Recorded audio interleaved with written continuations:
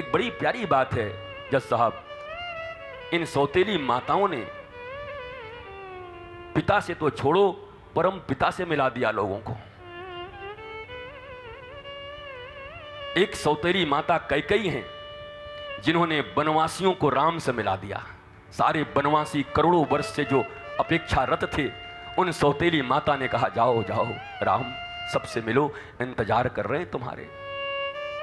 और एक सौतेली माता सुरुचि सुनीति ध्रुव को आज तक न गुरु दीक्षा दिलवा पाई है, तो सुनीति पर नहीं दिलवा पा रही है, न भगवत चर्या की तरफ उनको प्रवृत्त कर पा रही है। पर बड़े मजे की बात है, पर आज जब सौतेली मां ने उनके हृदय पर आघात किया, पर सुनीति ने एक चीज का निर्वाह किया, दूसरी मां होती तो जिंदाबाद मुर्दाबाद हो जाता है। बड़ी मैं हूं, पहले मैं आई हूं, तू कौन होती मेरे बेटे को बोलने वाली? पता नहीं क्या कर ले, तुम ज्यादा सुनो मैया, तुम्हारे लिए है। तुम्हारे घर में भी उत्तम और धुरु सब हैं, ध्यान से सुनो। आज सुनीति मैया के बेटे को हाथ पकड़ के निकाल दिया गया, सौतेली मां ने निकाल दिया। मां चाहती तो वहीं रावण बना सकती थी। तुझ में है खून मेरा, तूने मेरा दूध पिया है। कैकसी ने ऐसे ही कहा था रावण को कि तूने मेरा दूध पिया है, तू बिल्कुल मेरे जैसा है। मामा लोगों का ध्यान रखना बेटा, एक एक मामा के प्रति जो अन्याय हुआ है बदला लेना। रावण बोला ठीक है, क्योंकि हमने भी तो यही सुना है, मातृदेवो भव, इसलिए मैया तू जो कहे हम वही कर देंगे। रावण कोई बहुत बुरा आदमी नहीं लगता मेरे को यार, बढ़िया ही आदमी था। उसको भी यही पढ़ाया गया था, मातृदेवो भव, पितृदेवो भव, आचार्य देवो भव। और जब उनके जीवन में संकट आ गया, क्या करूं, किसकी बात सुनूं, पितृपक्ष इधर कहता है, मातृ ये कहती है, तब जा करके किसी से पूछा आचार्य से, महाराज हमको क्या करना चाहिए? आचार्य जी भी वैसे ही मिल गए होंगे, उन्होंने केवल और केवल बस पढ़ा होगा, मर्म को न समझा होगा। हमारे गुरुदेव सदा कहा करते थे, मर्म न जाने धर्म बखाने। मर्म नहीं जानता पर धर्म का व्याख्यान करता है। केवल शास्त्रों के पढ़ लेने से ही, शास्त्रों के अध्ययन मात्र से ही धर्म का व्याख्यान नहीं हो सकता। मर्म न जाने तो धर्म की व्याख्या क्या करोगे? रावण मर्म न समझ पाया होगा, और धर्म की व्याख्या तो कंस से बढ़िया कोई करता नहीं। कंस ने भी कैसी विद्या और बुद्धि की बात की है। जब ये सब गड़बड़ हो गया, सातवां ये, अरे बोला ये सब बड़ा गड़बड़ है भाई, बताओ। कहता है आठवां पुत्र होगा तो पुत्री आ जाती है, वो कहता है बेटा होगा तो बेटी निकल जाती है। देवता लोग सब झूठा ही बोल रहे हैं क्या?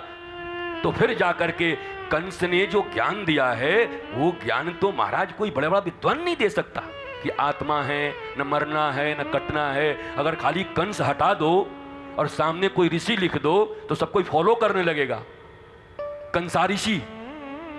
और कंस से अगर अविद्या हट जाए और जरासंध की दोनों बेटियों को हटा लो कंस के पास से, और कंस के पास से अविद्या मिट जाए, तो कंस क्या है? कंस में क्या कहा नारद जी ने? ओ भगवान ठाकुर जी अपना अवतार कैंसिल करो। बोला क्यों?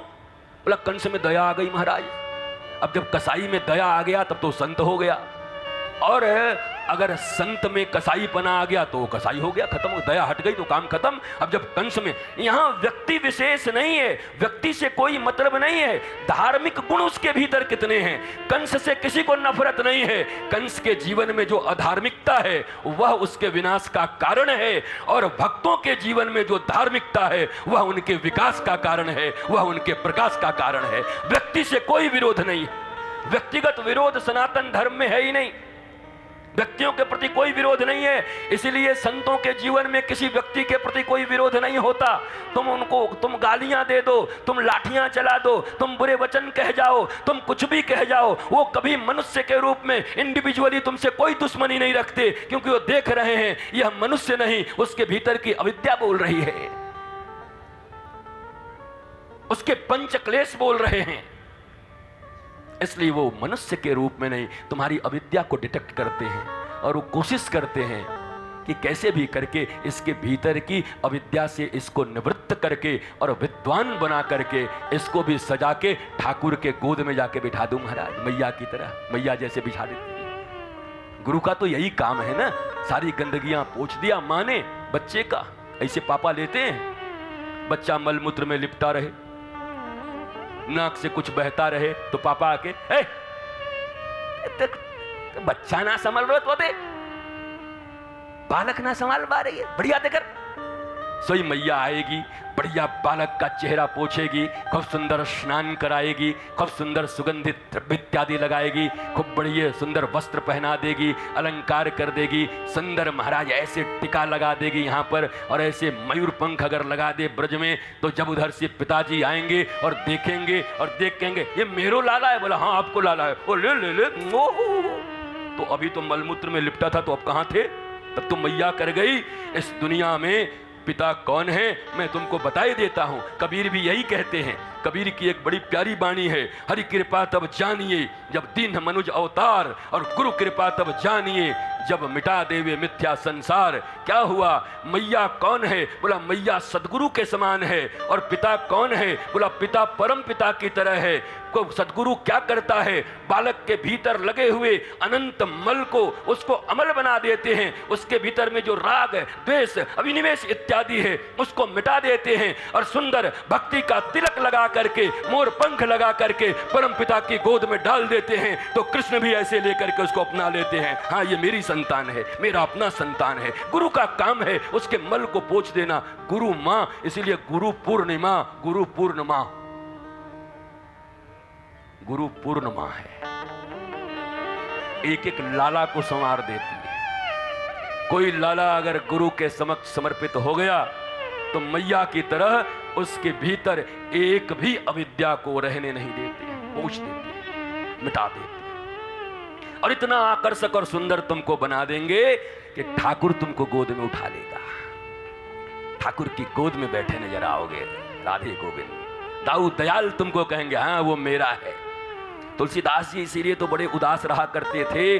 तुलसीदास कहते थे मैं तो कहता हूँ राम मेरे हैं, राम मेरे हैं, राम मेरे हैं, पर वो दिन कब आएगा जब राम ये कहेंगे कि तुलसी मेरा है, वो दिन कब आएगा। जीवन में सबसे बड़ी बात यही है, तुम तो कह रहे हो ठाकुर मेरे हैं, पर किसी दिन तुम्हारे कर्मों से रीझ कर, तुम्हारी धार्मिकता से रीझ कर, तुम्हारी भावना से रीझ कर ठाकुर भी कह दे कि वो कुर्सी पर बैठा हुआ तीसरे नंबर का जो है ना वो मेरा है, तब तो बात बनेगी। और यही बात बनानी है जीवन में। हमारे धर्माचरण ऐसे हों, हमारे कर्म के आचरण ऐसे हों, हमारी भावनाएं इतनी शुद्ध हों, विशुद्ध हों, प्रयत्न तो कम से कम हो। करत कर्तव्यास जड़मति होत सुजान, रसरी आवत जात सिल पर परत निशान। कोशिश तो की जा सकती है, प्रयत्न तो किया जा सकता है, और गुरु कृपा अगर है, गुरु संग है तो जीत जाएंगे हम। तू अगर संग है जिंदगी हर कदम, मान लिया कि एक नई जंग है, पर जीत जाएंगे हम अगर गुरुदेव मेरे संग हैं। अगर कल्याण देवाचार्य जी महाराज की कृपा हमारे साथ है तो हर जंग जीत जाएंगे महाराज। दाऊ जी महाराज तो अपना ही लेंगे कि अच्छा उनको वंशज है, ओ हो आओ आओ आओ, तो तुम तो हमारो। दाऊ जी महाराज को अपनाना ही पड़ेगा, दाऊ दयाल अपनाएंगे, यही भावना है जीवन की।